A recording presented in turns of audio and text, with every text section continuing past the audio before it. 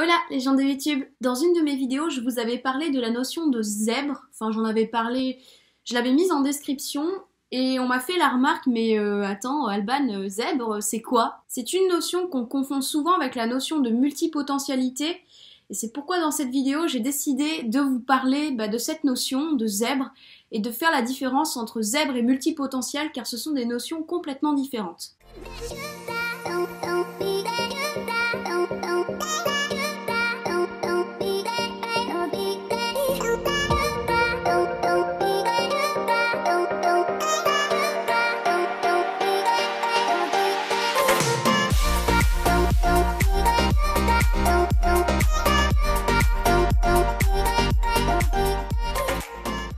Alors autant une personne multipotentielle, c'est une personne, donc je l'ai déjà dit, qui a plusieurs activités, qui a plusieurs centres d'intérêt, donc qui s'intéresse à plein de choses. Donc on parle vraiment d'activités, on parle de l'environnement, on parle des centres d'intérêt de la personne. Autant quand on est zèbre, on est plus axé sur l'intelligence de la personne. Que ce soit l'intelligence, l'intellectuelle, si vous voulez, le QI, ou que ce soit l'intelligence émotionnelle. Les personnes zèbres ont les deux, elles ont un QI très élevé. Là encore, franchement, j'aime pas trop parler de QI parce que c'est une variable qui est variable justement et on n'est jamais certain à 100% du chiffre de son QI. Mais elles ont aussi un QE très élevé, donc un quotient émotionnel, si vous voulez. Alors la plupart d'entre elles n'aiment pas se sentir supérieures parce qu'elles ne sont pas spécialement supérieures aux autres. Elles ont juste ces particularités-là qui font qu'elles sont un peu à l'écart, elles ont l'air un peu perchées, elles sont un peu dans leur monde. Pour revenir à l'origine du mot, le mot zèbre, donc là on va parler de l'animal. Un zèbre, qu'est-ce que c'est? C'est un animal donc, qui a des rayures blanches et noires. On peut faire le parallèle entre le QE et le QI si vous voulez. Et quand on regarde les zèbres, au niveau des rayures, il n'y en a pas deux pareils, ils sont tous différents. Il y en a, ils s'entendent bien, il y en a, ils s'entendent pas bien. Comme des animaux normaux, comme des êtres humains normaux, voilà. Et quand on regarde, donc ce sont des animaux de la savane, donc des animaux, j'allais dire des animaux d'Afrique, pas forcément. Et ce sont surtout des animaux tape à l'œil, en ce sens qu'ils ont ces deux contrastes entre le blanc et le noir.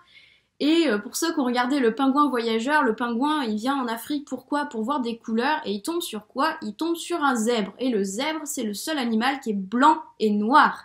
Il n'a pas de couleur. Donc en ce sens, c'est un animal qui est un peu à part des autres. Et ces rayures font penser font penser à des espèces de stries, des espèces de variations en fait sur l'animal, qui font penser à cette sensibilité qu'ont les zèbres, les personnes zèbres, donc une intelligence émotionnelle qui est très très forte et qui peut donner des personnes un peu soupolées, un peu, qui vont être en colère, puis d'un coup qui vont être hyper joyeuses, elles vont passer d'un extrême à l'autre. Et tout comme les zèbres ont plus ou moins de rayures, les personnes zèbres ont plus ou moins cette caractéristique-là. Je me souviens encore de mon prof de gravure qui disait, dans les moments où on allait faire des soirées, on va faire les zèbres. Et le zèbre, ça fait un peu penser à quelqu'un, de complètement perché, quoi. C'est pas forcément vrai, il y a des zèbres qui sont plus ou moins perchés que d'autres, mais c'est vrai qu'il y a toujours un peu ce petit grain chez eux. Alors, est-ce qu'une personne zèbre peut être en même temps une personne multipotentielle? La réponse est oui, mais ce n'est pas obligatoire. Il y a des personnes zèbres qui aiment se spécifier dans un domaine et qui sont assez linéaires,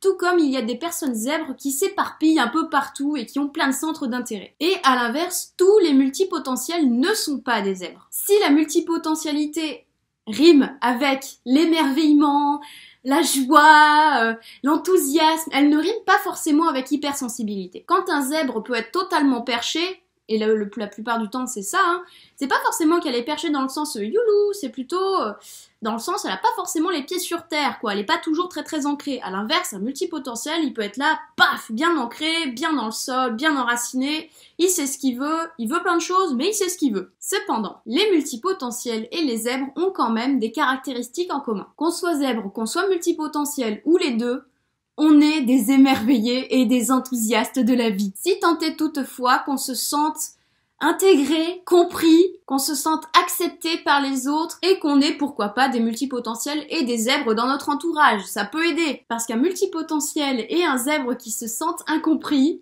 Le résultat est le même. Dans tous les cas, un zèbre et un multipotentiel sont des personnes qui sont un peu en décalage par rapport aux autres du fait des caractéristiques mentionnées dans cette vidéo. Et il est toujours bon quand on s'adresse à l'un que l'autre puisse aussi entendre le message. Cette petite vidéo est à présent terminée. Si elle t'a plu, je t'invite à la liker si tu le souhaites. Si elle ne t'a pas plu, tu peux toujours la disliker, c'est ton choix. Je t'invite également à t'abonner à cette chaîne YouTube et à partager cette vidéo si tu le souhaites. Comme d'habitude, je te laisse mes réseaux sociaux, mon Instagram @milboxworld et mon Facebook Alban Caner Plastique. Et moi sur ce, je te dis à bientôt et je te fais de gros bisous.